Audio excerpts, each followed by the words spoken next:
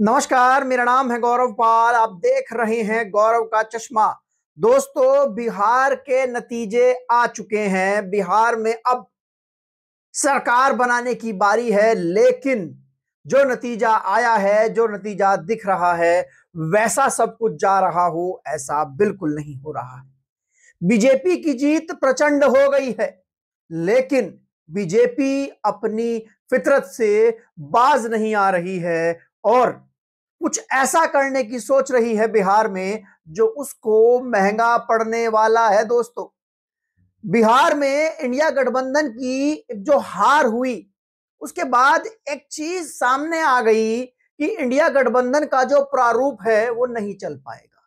BJP के सामने आज जो इंडिया गठबंधन है वो नहीं चल पाएगा, ये भाजपा को नहीं हरा पा रहा है। ऐसे में एक नया और विकल्प चाहिए। अब थर्ड फ्रंट की बारी है और वो थर्ड फ्रंट बिहार से ही बनना शुरू हो रहा है। अब आप लोग कहेंगे कि गौरव जी ये कैसी बातें कर रहे हो, बिहार में चुनाव हो गया, अब थर्ड फ्रंट बनकर क्या होगा।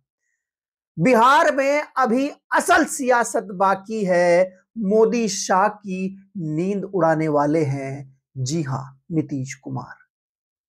क्या है पूरी खबर, बने रहिए हमारे साथ। चैनल को सब्सक्राइब कर दीजिए, बेल आइकन दबा दीजिए। दोस्तों, मैं आपको बताता हूं कि बीजेपी ने चुनाव से पहले जो कहा था वही अब वो करने जा रही है।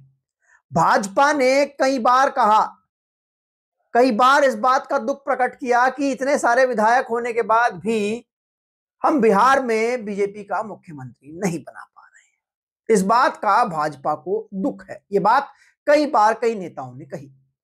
चुनाव से पहले अमित शाह ने भी नीतीश कुमार को मुख्यमंत्री पद का उम्मीदवार नहीं बनाया। कहा कि विधायक दल के नेता जो है बैठक में तय करेंगे कि मुख्यमंत्री कौन बनेगा। जाहिर सी बात है, नीतीश कुमार जो कि इस राजनीति का वो चेहरा है, इस राजनीति का वो व्यक्ति है जिसको आप नजरअंदाज नहीं कर सकते और जिसको आप प्रिडिक्ट नहीं कर सकते कि नीतीश कुमार क्या कर देगा। उस नीतीश कुमार को एकनाथ शिंदे बनाने चली है भाजपा। जो हाल महाराष्ट्र में एकनाथ शिंदे का हुआ है, वो हाल बिहार में नीतीश कुमार का करने जा रही है भाजपा। और खबर ये आई है कि तोड़ फोड़, तोड़ जोड़, गठ जोड़ करके नीतीश कुमार की पार्टी में बीजेपी बिहार में अपना मुख्यमंत्री बनाने जा रही है। इस चीज को लेकर पूरा काम चल रहा। जिस तरीके से महाराष्ट्र में एकनाथ शिंदे जो कि सीएम थे, सीएम से डिमोट होकर डायरेक्ट डिप्टी सीएम हो गए, ऐसा ही कुछ बिहार में बीजेपी करने जा रही है। मैं आपको बताता हूं कि बीजेपी के पास बिहार में 89 सीटें हैं और एलजेपीआर यानी कि लोक जनशक्ति पार्टी चिराग पासवान के पास 19 हैं। हम यानी कि जीतन राम मांझी के पास 5 है और जो उपेंद्र कुशवाहा है उनके पास 4 है। इसके अलावा जेडीयू के पास 85 है। अगर पूरा आंकड़ा देखा जाए तो 200 पार ये लोग जा रहे हैं। लेकिन दोस्तों, ऐसे में नीतीश कुमार जो कि 20 साल से बिहार के मुख्यमंत्री हैं और नीतीश बाबू को सब मंजूर है, लेकिन विपक्ष में बैठना नहीं मंजूर है।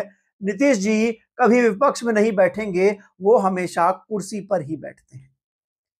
खबर यह है कि बीजेपी नीतीश कुमार को मुख्यमंत्री नहीं बनाना चाहती है और बिना नीतीश के तो बीजेपी सरकार नहीं बना पाएगी, क्योंकि बिना नीतीश के तो बीजेपी के पास अगर जेडीयू को हटा दिया जाए तो 117 एमएलए हो रहे हैं, जो कि बहुमत के 124 से 123 से लगभग 6 एमएलए कम है। लेकिन बिहार में भाजपा नीतीश कुमार की पार्टी में सेंध लगाने की कोशिश कर रही है दोस्तों। लेकिन नीतीश कुमार ने भी इस बात का तोड़ ढूंढ लिया है और नीतीश कुमार सवा शेर हैं। जी हां, नीतीश कुमार सवा शेर है। बीजेपी नीतीश कुमार को जो आंक रही थी, नीतीश कुमार उससे भी ज्यादा आगे हैं, उससे भी 2 कदम आगे हैं। बीजेपी कोशिश कर रही है कि बिहार में नीतीश कुमार को मुख्यमंत्री ना बनाएं, बिहार में बीजेपी का मुख्यमंत्री बनाएं, फिर चाहे उसके लिए नीतीश कुमार की पार्टी के 10-12 विधायकों का इस्तीफा क्यों ना दिलवाना पड़े। लेकिन नीतीश कुमार ने इधर विपक्षीय खेमे में आरजेडी, लेफ्ट, कांग्रेस, ओवैसी, मायावती के साथ मिलकर बड़ा खेला कर दिया है दोस्तों।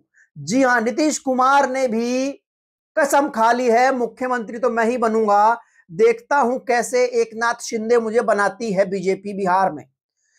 नीतीश कुमार मुख्यमंत्री बनेंगे लेकिन बिना भाजपा के सपोर्ट के, क्योंकि बीजेपी तो उनको मुख्यमंत्री बना रही है।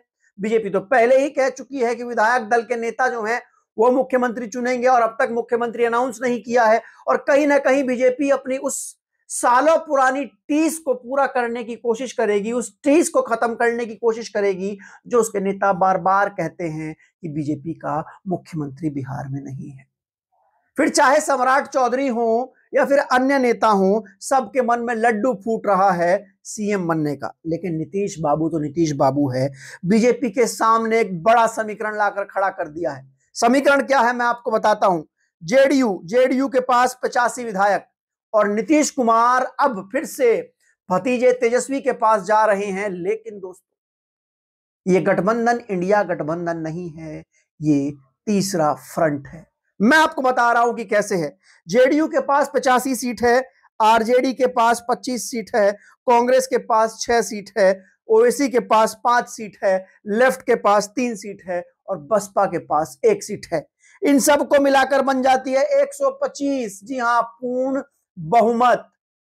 भाजपा नीतीश कुमार को मुख्यमंत्री नहीं बनाएगी, पूरा पैतरा जोर लगा रही है किसी भी तरीके से, चाहे विधायक तोड़े जाए, चाहे ऑपरेशन लोटस शुरू किया जाए जेडीयू में, कुछ भी किया जाए, नीतीश कुमार को मुख्यमंत्री नहीं बनाना है। और बीजेपी इस बात से नहीं डर रही है कि अगर नीतीश कुमार समर्थन वापस लेते हैं तो केंद्र की सरकार नहीं गिरेगी।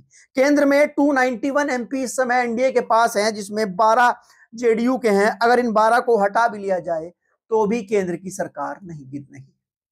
अब बात अलग है कि चंद्रबाबू नायडू आए तो सरकार गिरे, लेकिन चंद्रबाबू नायडू इस समय एनडीए में कंफर्टेबल है। तो मैं आपको बता रहा था कि इंडिया गठबंधन का यह प्रारूप भाजपा को नहीं हरा पा रहा है, यह साबित हो गया है। उत्तर प्रदेश चुनाव को लेकर अब एक तीसरे फ्रंट की जरूरत है, यह भी साबित हो गया है। नीतीश कुमार वो व्यक्ति हैं जो सबसे पहले भाजपा को हराने के लिए अपने घर से निकले थे और ये इंडिया गठबंधन बनाने की बात की थी। आप सोचिए, आज से 3 साल पहले नीतीश कुमार जब निकले थे और तमाम लोगों को साथ लेकर इंडिया गठबंधन बना रहे थे बीजेपी के खिलाफ, लेकिन फिर कांग्रेस ने इस गठबंधन को हाईजैक कर लिया और नीतीश कुमार छोड़कर चले गए। कई और पार्टियां उसमें शामिल नहीं की जा रही थी, इस वजह से नीतीश कुमार नाराज थे, खासकर बसपा जैसी पार्टी। नीतीश कुमार का मानना था कि बीएसपी जो है वो उस गठबंधन में शामिल होनी चाहिए थी, इंडिया गठबंधन में, तभी भाजपा को हराया जाता। लेकिन समाजवादी पार्टी के कहने पर कांग्रेस ने नहीं किया, आरजेडी के कहने पर कांग्रेस ने नहीं किया, और अब फुल भुगत रहे हैं। तो ये जो तीसरा फ्रंट बन रहा है, JDU, RJD, BSP, AIMIM, left, ये लोग बिहार में 125 एमएलए इकट्ठा करके सरकार बना रहे हैं। और बड़ी बात यह है दोस्तों, इस सरकार में जो डिप्टी सीएम बनेगा वो मुस्लिम बनेगा। जी हां, मैंने थंब में लिखा है कि बिहार का सीएम क्या मुस्लिम बनेगा। जब ये लोग समर्थन देंगे नीतीश कुमार को, और असुद्दीन ओवैसी तो मुद्दा ही लेकर चल रहे थे मुस्लिम सीएम का, तो ऐसे में यूपी में एक बड़ा मैसेज देने के लिए ये फ्रंट जो है बिहार में एक मुस्लिम डिप्टी सीएम बना सकता है। अगर नीतीश कुमार चाहें तो कुछ भी कर सकते हैं, क्योंकि बीजेपी, जो सूत्रों के हवाले से खबर आ रही है, बीजेपी इस समय पूरा तगड़ा लोटस ऑपरेशन करने में लगी हुई है जेडीयू में। कैसे भी करके जेडीयू के विधायकों को तोड़ने की कोशिश कर रही है, कैसे भी करके कोशिश कर रही है कि सरकार जो है वो भाजपा की बने, नीतीश कुमार मुख्यमंत्री ना बने। लेकिन नीतीश कुमार है भैया, 20 साल से कुर्सी पर बैठे, ऐसे नहीं हटेंगे। नीतीश कुमार ने भी बीजेपी का तोड़ ढूंढ लिया है। कल एक ट्वीट हुआ था जेडीयू के हैंडल से, ना भूतो ना भविष्य, फिर बाद में वो डिलीट हो गया। वो ट्वीट कहना चाह रहा था कि कोई नहीं है, ना ही पहले था ना आगे है, वो फिर ट्वीट डिलीट कर दिया गया। आप समझ सकते हैं कि नीतीश कुमार मुख्यमंत्री बनना चाहते हैं और बता रहे कि हम बनेंगे, ना भूतो ना भविष्य। भाजपा वालों, तुम ऑपरेशन लोटस की करने की मत सोचना, मेरे पास पूरा का पूरा बहुमत आंकड़ा रखा हुआ है। अब देखना यह है कि बिहार में सरकार बनने तक क्या कुछ होता है। भाजपा कितना नुकसान जेडीयू को पहुंचाती है और जेडीयू किस तरीके से विपक्षी एकता को अपने साथ लाती है। इस समय जरूरत है आरजेडी को ऑक्सीजन की, कांग्रेस को ऑक्सीजन की। वो तो दौड़े चले आएंगे। जाहिर सी बात है, अब देखना यह है, क्योंकि अब इस सरकार में मुस्लिम रिप्रेजेंटेशन भी होगा, दलित रिप्रेजेंटेशन भी होगा और नीतीश कुमार मुख्यमंत्री बनेंगे। साथ ही साथ एक दलित डिप्टी सीएम और एक दलित और एक मुस्लिम डिप्टी सीएम जो है वो बनने की उम्मीद बताई जा रही है। ओवैसी भी सरकार में शामिल हो सकते हैं। इस खबर को लेकर, इस विश्लेषण पर आपकी क्या राय है, आप लोग हमें लिखकर बता सकते हैं। तब तक के लिए चलते हैं। धन्यवाद, नमस्कार।